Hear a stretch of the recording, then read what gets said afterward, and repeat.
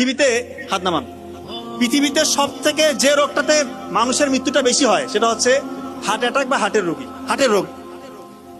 তো heart attack কিন্তু যে কারো যে কোনো সময় হইতে পারে।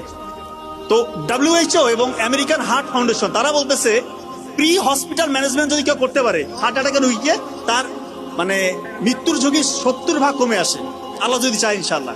তো তার আগে তো বুঝতে হবে যে আপনার হার্ট অ্যাটাক হয়েছে কিনা। আপনার হার্ট অ্যাটাক হয়েছে কিনা আপনি কিভাবে বুঝবেন?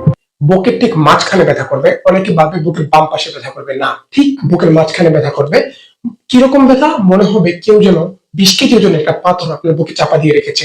সেকেন্ডলি, এই ব্যথাটা আস্তে আস্তে আপনার বাম শোল্ডারের দিকে ছড়িয়ে যাবে, রোগী ঘামানো শুরু করবে এবং শ্বাসকষ্ট শুরু হবে, তার মধ্যে মৃত্যু হয়ে কাজ করা শুরু করবে এবং বমি বমি ভাব হতে পারে। যদি এই লক্ষণগুলো থাকে তাহলে দেরি করা যাবে না, দ্রুত তাকে হাসপাতালে নিয়ে যেতে হবে।